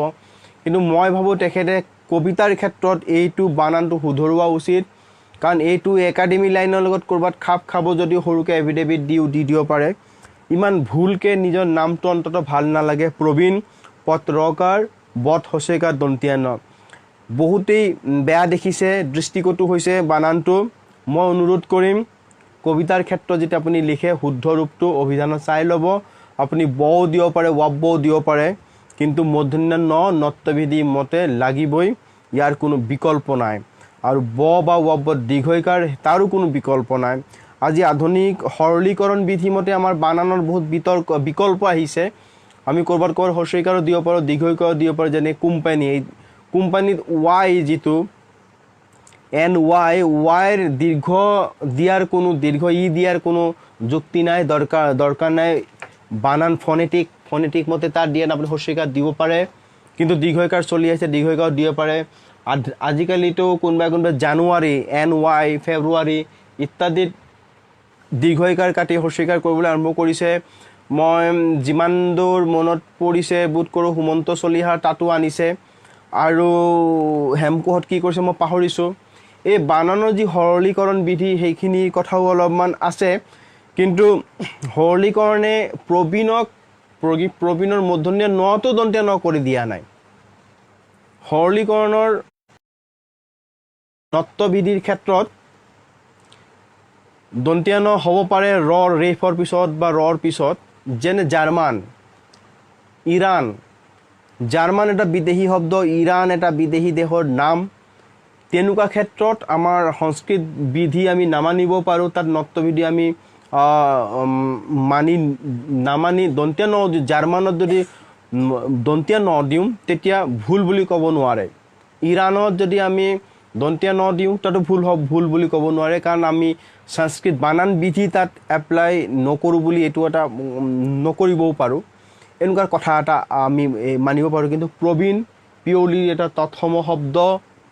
প্ৰবীণ আপুনি মনিয়াৰ উইলিয়ামছৰ সংস্কৃত ইংলিছ ডিকশ্যনেৰী চাই ল'ব পাৰে, আপটে ডিকশ্যনেৰীটো চাব পাৰে। আমাৰ অসমীয়া প্ৰতিটো অভিধানতে শুদ্ধ ৰূপটোৱে আছে প্ৰবীণ, এই বানান ক'তো নাই। আজি মই প্ৰবীণ লৈ বহুত কথা ক'লোঁ, এইকাৰণেই ক'লোঁ নত্ববিধিৰ সকলে যিসকলে লিখি আছে তেওঁলোকে নত্ববিধি সম্পৰ্কে সচেতন হোৱাৰ দৰকাৰ। অধিকাংশৰ ক্ষেত্ৰতে দেখিছোঁ ন আৰু দন্তীয়া নৰ মূৰ্ধন্য যি মন যায় মতে দি থাকে। ইমান খামখেয়ালি হ'লে এটা ভাষা ধ্বংস হৈ যাব, এটা ভাষা দুৰ্বল হৈ যাব, আপোনাৰ লিখনি দুৰ্বল হ'ব, আপোনাৰ পৰিশ্ৰমে মেহনত দুৰ্বল হ'ব। মই এবাৰ আমাৰ ভিডিঅ'টো চাবলৈ চেষ্টা কৰিম, আমাৰ কোনে কোনে কি চাই আছে। আজিকালিতো কোনোবা জানো 9 জনে শ্বেয়াৰ কৰিছে। কবিতা যিসকলে দিছে মই সকলোকে অনুৰোধ কৰিম তেওঁলোকে শ্বেয়াৰ কৰি দিয়ক।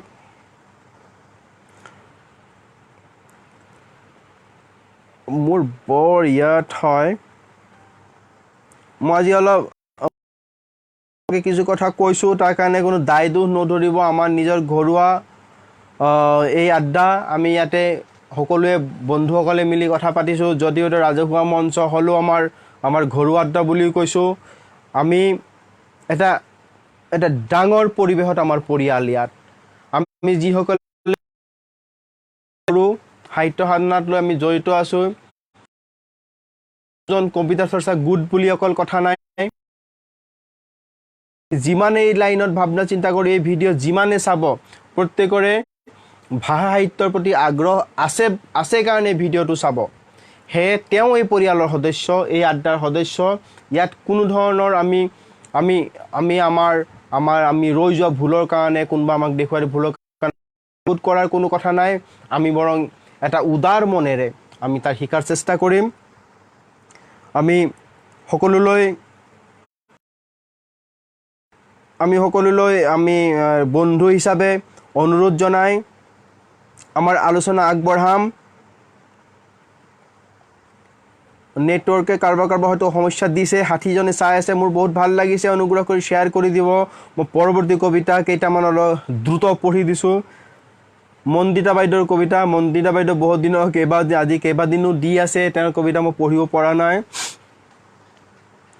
বাইদেৱে ওপৰত লিখিছে, হয় বাইদেউক মই কৈছিলোঁ, কালি এজন ল'ৰাই আমাক কবিতা এটা দিছিলে, হেমন্ত কুমাৰ নাথ, তেজপুৰৰ ল'ৰা। তেওঁ কবিতাটো মন্তব্য অংশত দিছিলে, পিছত বোধ কৰোঁ মোক দিছিলে, মই মন নকৰিলোঁ বা ৰৈ গ'ল। আজি সেইখিনি মই পৰীক্ষা কৰোঁতে দেখিলোঁ এজন ল'ৰা হেমন্ত কুমাৰ নাথ, তেওঁ লিখিছিলে কবিতাটোৰ ওপৰত যিখিনি লিখি দিছে মই পঢ়ি দিছোঁ। আৰু সেইটো আজি ফৰৱাৰ্ড কৰিছে মোক মন্দিতা, যে বাইদেৱে যাতে এইটো মোক আজি পাঠৰ সময়ত দি দিয়ে। মন্দিতা বাইদেউ আপোনাক অশেষ ধন্যবাদ। আপুনি যে এজন অসুস্থ ল'ৰাৰ শাৰীৰিকভাৱে চিকিৎসাত কিখনকৈ পজিটিভ পোৱা গৈছে বুলি কৈছে। মই চাইছোঁ বাৰু তেখেতে লিখিছে, আপুনি যে এজন কবিৰ, এজন ৰোগগ্ৰস্ত কবিৰ কবিতাটো এনেকৈ এই অনুষ্ঠান চলি থাকোঁতে আপোনাৰ নিজৰ কবিতা নিদি তেওঁৰ কবিতাটো আকৌ দিলে, মোক মনত পেলাই দিয়ে। তাৰ কাৰণে মন্দিতা বাইদেউ আপোনাক অশেষ ধন্যবাদ। কালি হেমন্ত কুমাৰ নাথে কবিতাটো দিছিলে, তাত লিখিছিলে, মই বৰ্তমান মেডিকেলত আছোঁ, 3 দিন হ'ল এযোৰ কাপোৰ পিন্ধি। মই অহা বাছখনত এজন পজিটিভ পোৱা গৈছে, কৰোণা পজিটিভ। মেডিকেলত থাকি মই এই কবিতা লিখিলোঁ, অনুগ্ৰহ কৰি এবাৰ পাঠ কৰি দিব বুলি আশা কৰিলোঁ। এইটো কালিয়ে তেওঁ দিছিলে।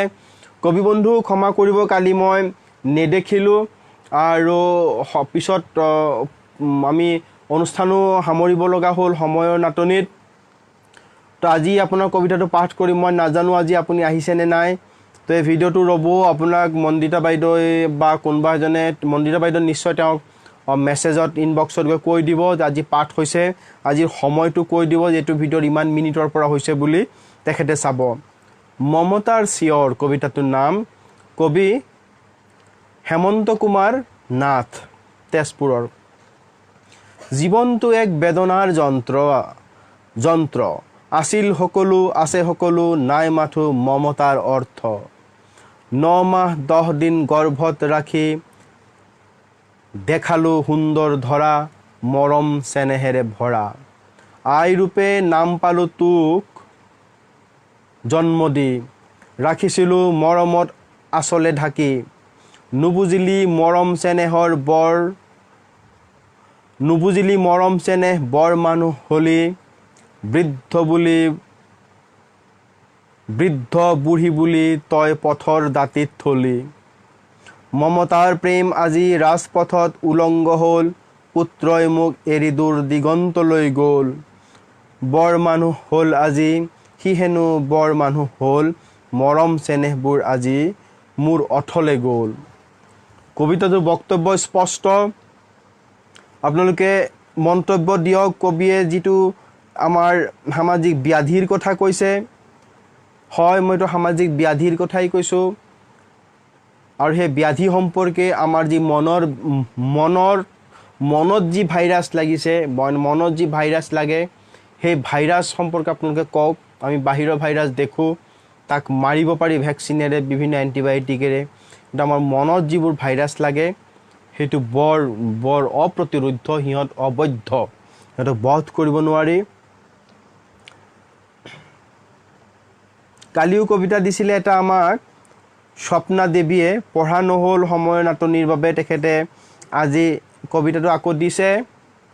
প্ৰেম সস্তীয়া, প্ৰেমৰ মদিৰাত উদ্ভাসিত হয় তোমাৰ প্ৰেম। মনস্বিতা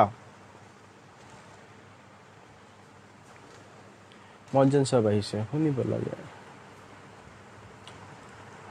সস্তীয়া প্ৰেমৰ মদিৰাত উদ্ভাসিত হয় প্ৰেম সস্তীয়া প্ৰেমৰ মদিৰাত উদ্ভাসিত হয় তোমাৰ প্ৰেম। সঁচা উন্মাদনাত সদায় অশান্ত তুমি, নাটকীয় আলিংগনত মচগুল হৈ কটাইছা তোমাৰ সুলভ প্ৰেমৰ সম্পৰ্কৰ অনুৰাগবোৰ। দুচকুত সপোনৰ ৰঙীন কল্পনাৰে সজা কাৰেংঘৰ, হৃদয়ত ভালপোৱাৰ সীমাহীন অনুভৱৰ ঢৌৰ সলনি। অসৎ উদ্দেশ্যেৰে ঘণ্টাৰ পিছত ঘণ্টাই গা ঘেলাইছা, প্ৰেমৰ অপব্যৱহাৰেৰে বহুগামী নাৰীও হৈছে একোগৰাকী অস্থায়ী সংগী তোমাৰ। তুমিও ভুলতেও ভাবিবই নোৱাৰো, কেনেকৈ হ'ব পাৰে ইমান দৰদাম তোমাৰ আৱেগহীন সম্পৰ্কৰ সস্তীয়া প্ৰেমৰ বজাৰত। মই কবিতাটোত পঢ়ি খোকোজা পাইছোঁ ইমান বেছি, তাৰ কাৰণ তেখেতে জ্যোতিচিহ্ন ব্যৱহাৰৰ ক্ষেত্ৰত সতৰ্কতা অৱলম্বন কৰা নাই, অথবা কীবৰ্ডৰ হাত লাগি গৈছে, তেখেতে ৰিডিং দিয়া নাই। এনেকুৱা নলগা ঠাইত তেওঁ জ্যোতিচিহ্ন ব্যৱহাৰ কৰিছে, যাৰ ফলত বিৰামৰ দৰকাৰ হৈছে, পাঠত বহুত বাধাগ্ৰস্ত হৈছে। এই কথাবোৰ চাব। জ্যোতিচিহ্ন ব্যাকৰণ এটা বৰ দৰকাৰী কথা। আমাক স্কুল জীৱনতে জ্যোতিচিহ্নৰ কথা শিকাইছিলে। আমি সেই কথাবোৰ নাজানো কিয়, হয়তো বৰ মনোযোগ দিয়া নাছিলোঁ। আজি যিসকলে লিখি আছে চাব, মন কৰিব, জ্যোতিচিহ্নৰ ভুল ব্যৱহাৰ ইমান বেছি কৰা হয়। ক'ত কমা দিব লাগে, সেমিকলনতো আজিকালি ব্যৱহাৰ নায়েই সেমিকলন বুলি এটা বস্তু আছে সেই কথাটো আমাৰ বহুতেই নাজানে আৰু ডেছ আৰু হাইফেন যে দুটা বেলেগ বস্তু এই কথাটো আমাৰ বহুতেই এতিয়ালৈকে নাজানে মই মোৰ লগত যিসকলে বিভিন্ন সময়ত ফোনত কথা হয় মই তেওঁলোকক দেখিছোঁ তেওঁলোকে হাইফেনটোক ডেছ বুলি কয় হাইফেন আৰু ডেছ দুটা বেলেগ বস্তু তাৰ ৰূপ বেলেগ তাৰ অৰ্থ বেলেগ তাৰ তাৰ তাৰ কাৰ্যকৰীতাও বেলেগ তো সেমিকলন আপোনালোকে মন কৰিব সেমিকলনটো আজিকালি খুব কমেই ব্যৱহাৰ কৰে ব্যৱহাৰ এই কাৰণে কম কৰে তাৰ কমা দাড়ি আৰু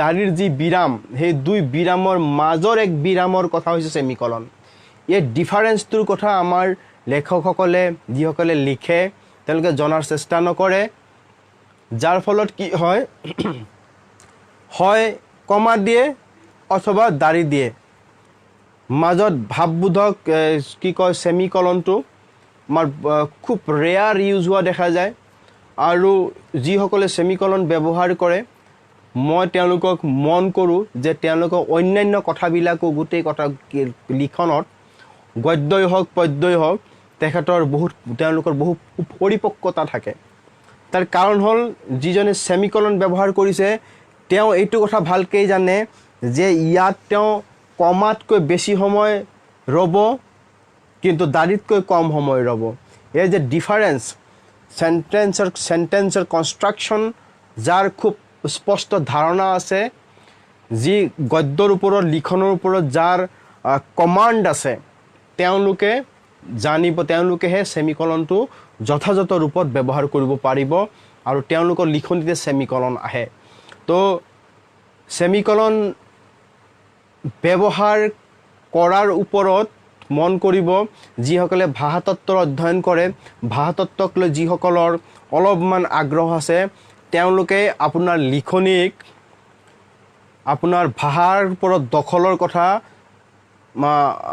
অনুমান কৰি পেলাব আপুনি সেমিকলনৰ উপযুক্ত ব্যৱহাৰৰ ওপৰত আজি এইটো কথা মই ক'লোঁ আপোনালোকে মন কৰিব সেমিকলন আপুনি ক'ত ব্যৱহাৰ কৰিব পাৰে আপোনালোকে ইয়াৰ পিছত চেষ্টা কৰিব সেমিকলন ব্যৱহাৰ কৰি কিছু লিখাৰ চেষ্টা কৰিব আৰু তাৰ কাৰণে আপোনাৰ এটা হয়তো কিছু অধ্যয়নৰ দৰকাৰ হ'ব অলপ কষ্ট কৰিব লাগিব যিসকলৰ এই সম্পৰ্কে অলপমান চৰ্চা কৰি থৈছে তেওঁলোকৰতো কথা মই নকওঁ তেওঁলোকে জানে কিন্তু মই মন কৰিছোঁ অধিকাংশ এই কথাবিলাকত গুৰুত্ব নিদিয়ে যাৰ ফলত তেওঁলোকৰ লিখনৰ মান নিম্নগামী হয় মূল ঠাঁচাখিনি তেখেতৰ কনষ্ট্ৰাকশ্যন যিটো কাঠামো তাত বহুত উচ্চ কথা থাকে কিন্তু জ্যোতিষিনৰ ভুল ব্যৱহাৰৰ ফলত গোটেই অৰ্থত খেলিমেলি হৈ থাকে আৰু মেজৰ এটা গণ্ডগোল কৰে সমাপিকা ক্ৰিয়া আৰু অসমাপিকা ক্ৰিয়াৰ কথাটো মই ইয়াৰ পিছত কেতিয়াবা এই মঞ্চতে সমাপিকা ক্ৰিয়া আৰু অসমাপিকা ক্ৰিয়াৰ যে ভুলটো কিমান ভুল হয় সেই কথাটো মই দেখুৱাৰ চেষ্টা কৰিম মোৰ সীমিত জ্ঞানেৰে মই যিখিনি বুজিছোঁ আজিলৈকে সেইখিনিৰে কোৱাৰ চেষ্টা কৰিম মোৰো নিশ্চয় ক'ৰবাত ত্ৰুটি হ'ব পাৰে আপোনালোকে দেখুৱাই দিব আৰু সমাপিকা ক্ৰিয়া আৰু অসমাপিকা ক্ৰিয়াৰ ভুলৰ বাবে গোটেই ৰিডিং বেয়া হৈ যায় গোটেই অৰ্থ উলটি যায় আমাৰ বহুতে ভাবে শব্দৰ মাজত যদি থাকে ই সমাপিকা ক্ৰিয়া হ'ব নোৱাৰে সেন্টেন্সৰ এটা বাক্যৰ মাজত যদি কিবা এটা ক্ৰিয়া থাকে সি কেতিয়াও সমাপিকা ক্ৰিয়া হ'ব নোৱাৰে বুলি আমাৰ এক শ্ৰেণী মানুহৰ এটা ভ্ৰান্ত ধাৰণা আছে আৰু তেওঁলোকে সকলোৱে ধৰি লয় যে সেন্টেন্সৰ শেষত শব্দটো ক্ৰিয়াটো আহিলেহে সি সমাপিকা ক্ৰিয়া হ'ব অথচ নহ'ব শব্দ যে ঘূৰাই লিখিব পাৰে শব্দখিনি উল্টাই পুল্টাই যে সেন্টেন্স কনষ্ট্ৰাকশ্যন কৰিব পাৰিম তেতিয়া সমাপিকা ক্ৰিয়াটো মাজত আহি যাব পাৰে এই কথাটোৰ আমাৰ অধ্যয়নহীনতাৰ বাবে আমাৰ চেষ্টাৰ আমাৰ আগ্ৰহ নথকাৰ বাবে আমাৰ কি হয় আমাৰ লিখনি ভুল হয় আমি সমাপিকাৰ ক্ৰিয়া শুদ্ধ ৰূপত লিখিব নোৱাৰোঁ দাড়িটো যেনিবা পাৰি কমাৰ ক্ষেত্ৰত আৰু সেমিকলনৰ কথাটো বহুতেই টাফ হৈ যায় ডেছ হাইফেনৰ ধাৰণাই য'ত ভুল হয় সমাবদ্ধ শব্দত ক'ত কি কৰিব লাগিব হাইফেন ক'ত দিব লাগিব ক'ত দিব নালাগিব এই কথাখিনিও আমি শিকাৰ দৰকাৰ আছে কবিতা চৰ্চাৰ 3 বছৰ হৈ গ'ল আমি সদায় নবীন কবিসকলক স্বাধীনভাৱে লিখিবলৈ দিছোঁ। 3 বছৰ হ'ল, খবৰ হৈছে ছেপ্টেম্বৰত। আমি মুক্তভাৱে লিখিবলৈ দিছোঁ। এইকাৰণে দিছিলোঁ, আমাৰ এটা কথা আছিলে যে বাধা দিলে, টুকিলে, বহুত সময়ত বেছি ভুল দেখুৱাই দিলে মানুহৰ মন ভাঙি যায়। আমি 3 বছৰ মুক্ত স্বাধীনভাৱে লিখিবলৈ দিলোঁ। লিখিছে আপোনালোকে, এতিয়াও লিখিব, স্বাধীনভাৱেই লিখিব। আমি আগৰ আড্ডাবোৰত এই ধৰণে আমি লিখন ত্ৰুটিবিলাক দেখুৱাই দিয়া নাই। এইটো পাৰ্টিকুলাৰ কোনো পাৰ্চনেলি নল'ব। এই ধৰণৰ মই আজি এতিয়ালৈকে যিবোৰ ভুলৰ কথা ক'লোঁ, নত্যবিধিৰ ভুল, মই শতাংশৰে মই ক'ব বিচাৰিছিলোঁ কিমান শতাংশ হয় ভুল কৰে, যিহেতু মই এই সম্পৰ্কিত সাংগঠনিকভাৱে এটা ব্যাপক ৰূপত মই গৱেষণা কৰা নাই, সেয়ে মই শতাংশৰে নকম। কিন্তু বহুত সংখ্যক মানুহৰেই নত্যবিধি সম্পৰ্কে ধাৰণা শূন্য বুলি ক'ম। মোৰ বেয়া লাগে যে আমি লিখিবলৈ আহিছোঁ, লিখন কৰ্মক আমি লৈছোঁ, অথচ তাৰ বেছিক কথাখিনি আমি নাজানো। এজন ড্ৰাইভাৰে ষ্ট্ৰেইনিঙৰ কিমান ক'ত কাটিব লাগিব সেই জ্ঞানটো তেওঁ থাকিব লাগিব। সেই জ্ঞানটোৱে তেওঁ যদি নাথাকে, উপযুক্ত ঠাইত ব্ৰেক মাৰা, উপযুক্ত ঠাইত স্পীড বঢ়োৱা, এই কথাখিনি তেওঁ জনা উচিত। যেনেকৈ এজন ড্ৰাইভাৰে, তেনেকৈ প্ৰতিটো ক্ষেত্ৰৰ মানুহে যেনেকৈ তেওঁৰ কামটো ভাগে ভাগে জনা দৰকাৰ আছে।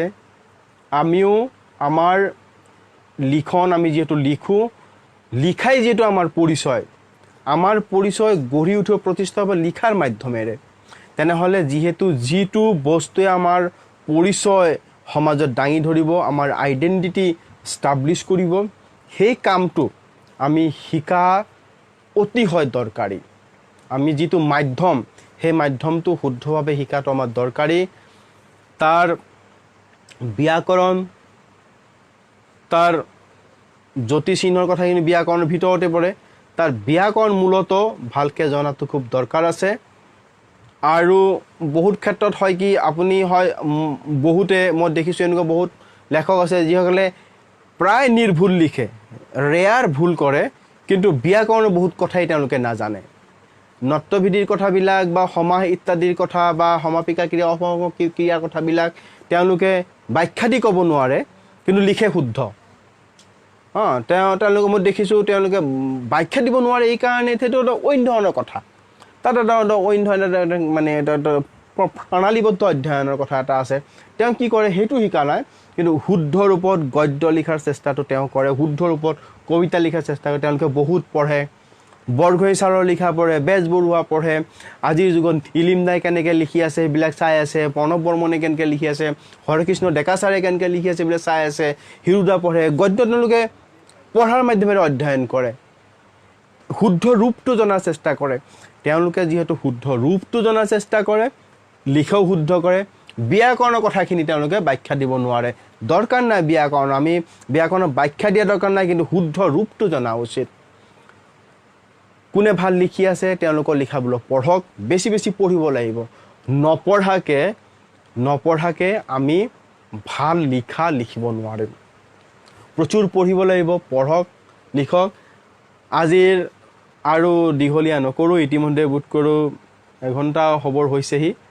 তো যিসকলৰ ৰৈ গ'ল, কোনে কবিতা দিছে, মই কবিতাখিনিৰ নাম কৈ দিম। যিসকলে কবিতা দিছে, শ্বেয়াৰ কৰিছে 13 জনে, অশেষ ধন্যবাদ। মই নাম কৈ দিছোঁ যিসকলে কবিতা দিছে: ইকবাল হুছেইন খান, ধৃতিমণি কাশ্যপ, কংকন শৰ্মা, উপকূল ঠাকুৰীয়া, ৰশ্মিৰেখা দেৱচৌধুৰী, সুশীলা ভৰালী কাকতি, নিবেদিতা শৰ্মা, হান্নান হুছেইন, অনামিকা দেৱী, অন্ন দেৱী, জয়প্ৰকাশ ডেকা বৰুৱা, আৰু হাইড হৈ আছে যিসকলে মোৰ বন্ধু লিষ্টত নাই, তেওঁলোকক 2 জনে দিছে: দাদুল শইকীয়া, জয়ন্ত কোচ। এই 2 জনেও কবিতা দিছে। এইসকলে আমাৰ এই অনুষ্ঠানলৈ কবিতা দি আপোনালোকৰ আন্তৰিকতাৰ প্ৰকাশ কৰিলে। আপোনালোকৰ নবীন কবিৰ এই কাব্যপাঠৰ অনুষ্ঠানৰ প্ৰতি আপোনালোকৰ যি আন্তৰিকতা, কবিতা দিয়াৰ মাধ্যমেৰে সেই আন্তৰিকতা প্ৰকাশ পাইছে।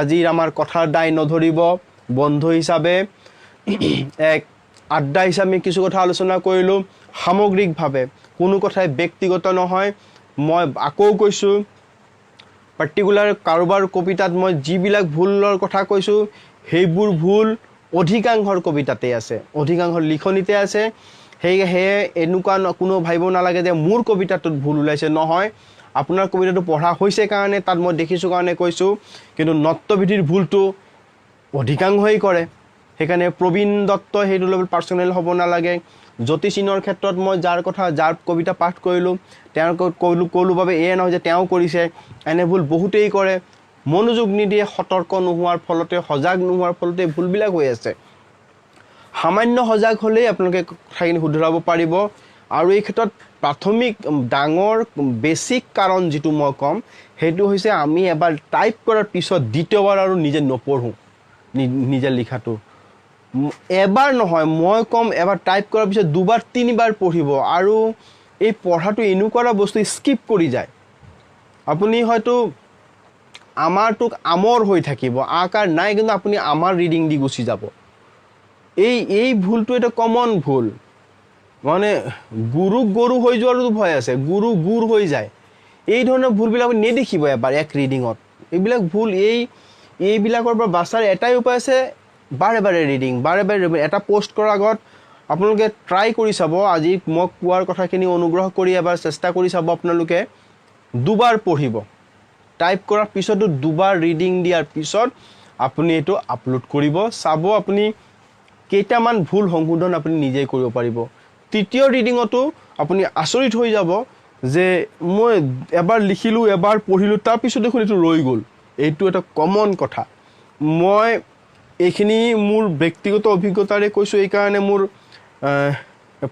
প্ৰফেশ্যনেল ব্যৱসায়িক অভিজ্ঞতা বুলি কৈছোঁ প্ৰফেশ্যনেল এক্সপিৰিয়েঞ্চ মিনছ মই 94 চনৰ পৰা প্ৰফেশ্যনেল প্ৰুফ ৰিডিং কৰি আছোঁ 94 চনৰ পৰা আপুনি চনটো মন কৰিব মই 94 বুলি কোৱা নাই 14 বুলি কোৱা নাই 94 চনৰ পৰা বাই প্ৰফেশ্যন মই প্ৰুফ ৰিডাৰ ৰাইটাৰ হৈছোঁ পৰৱৰ্তীত 1999 পৰা কিতাপ লিখিব আৰম্ভ কৰিছোঁ যদিও 90 চনৰ পৰা মই পেপাৰে পত্ৰে প্ৰবন্ধ লিখিবলৈ আৰম্ভ কৰিছোঁ যিহেতু 94 চনৰ পৰা প্ৰুফ ৰিডিঙৰ দৰে এটা পেছাত মই জড়িত আছোঁ যাৰ ফলত মই দেখিছোঁ মোৰ অভিজ্ঞতা বৰ ভয়ংকৰ বিভৎস বুলি মই এইকাৰণেই ক'ম অসমত প্ৰতিষ্ঠিত লেখকসকলৰ ভিতৰতো অধিকাংশই ভুল লিখে ইমানেই ভুল লিখে আপুনি আচৰিত হৈ যাব আধা লেখা দস্তাবেজৰ হোমেন চন্দ্ৰপ্ৰকাশে যিটো এডিশ্যন উলিয়াইছে তাৰ আগৰ যি এডিশ্যন আছিলে দুটামান পাব্লিকেশ্যনৰ হাতত সেইবোৰত এনেকুৱা ভয়ংকৰ ভুল আছে আপোনালোকে আচৰিত হৈ যাব মহেশ্বৰ নেওগ ছাৰৰ নেটৱৰ্কৰ প্ৰব্লেম হৈছে নেকি মোক কোনোবাই ফোন কৰিছে মই এবাৰ চাই দিছোঁ আমাৰ গোটৰ কোনোবা নেকি শংকৰদেৱে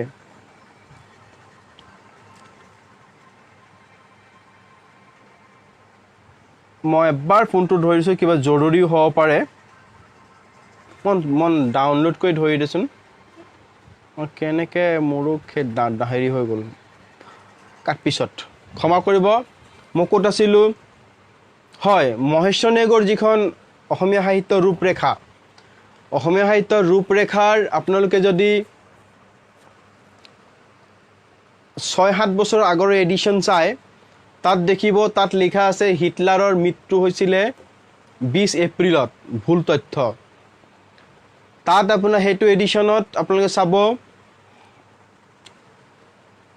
ইমান বেছি ভুল আছে পৰৱৰ্তী চন্দ্ৰপ্ৰকাশে যিটো এডিশ্যন উলিয়াইছে তাত সেইবোৰ সংশোধন কৰা হৈছিলে আৰু মহেশ্বৰ নেওগৰ পুত্ৰ প্ৰণৱস্বৰূপ নেওগ তেখেতে অবাক হৈ গৈছে যে ইমান ভুল কেনেকৈ আছে দেউতাৰ কিতাপত আৰু তেখেতে কৈছিলে যে মই আচৰিত হৈছোঁ যে ইমান ভুল থকাৰ পিছতো মোক কেলেই এতিয়ালৈকে আঙুলিয়াই দিয়া হোৱা নাই তেনেহ'লে কি এখন কিতাপ নপঢ়াকৈ মানুহে পাছ কৰি গৈ আছে তেখেতে এইটো মন্তব্য কৰিছিলে এইটো এইকাৰণেই কৰিছিলে আমি বোধ কৰোঁ গুৰুত্ব নিদিওঁ আমাৰ এটা হীনমন্যতা আছে এটা দাসত্ববোধ আছে মই দাসত্ববোধটো বৰ আক্ৰমণাত্মক শব্দ কৈছোঁ আৰু তাৰ মই ব্যাখ্যা দিম এইকাৰণেই মই দি আছোঁ ঔপনিৱেশিক ঐক্যতা আমাৰ মাজত আছে ঔপনিৱেশিক দাসত্ব আমি ব্ৰিটিছৰ দাস হৈ আছিলোঁ 200 বছৰ আৰু আমাৰ সেই দাসত্বৰ মেণ্টেলিটি আমাৰ মাজত এতিয়াও আছে সেই মানসিকতা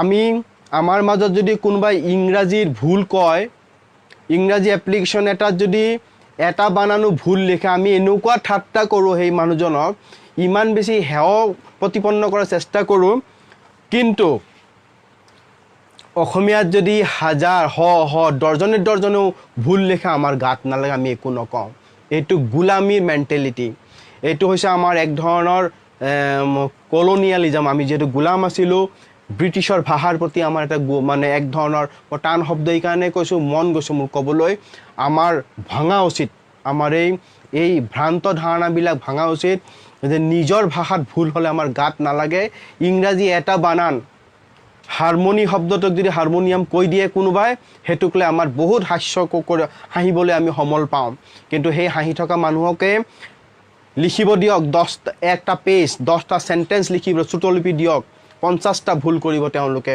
তেতিয়া লাজ নাপায় তেওঁলোকে নিজৰ ভাষাটো ভুলকৈ লিখিলে তেওঁলোকে লাজ নাপায় ব্ৰিটিছৰ ভাষা এটা সেন্টেন্স এটা শব্দ যদি ভুল কৰে তেতিয়া কিন্তু এটা এপ্লিকেশ্যন এটা ভুল কৰি দিলে এটা বৰ হাস্যকৰ হৈ যায় ৰেসপেক্টত যদি কোনোবাত ভুল লিখে প্ৰেসিডেন্ট শব্দটো যদি এৰ কিবা এটা উল্টা পুল্টা কৰি দিলে তাত বহুত লজ্জাৰ কথা হয় হাঁহিয়াতৰ পাত্ৰ হয় আমাৰ মানুহে ভাবে তাত হাঁহাটো আমাৰ কাৰণে এটা গৰ্বৰ কথা গোলামী মানসিক গোলামীৰ পৰা মুক্ত হওক নিজৰ ভাষাটোক মৰ্যাদা দিবলৈ শিকক নিজৰ জাতিক মৰ্যাদা দিবলৈ শিকক নিজক মৰ্যাদা দিবলৈ শিকক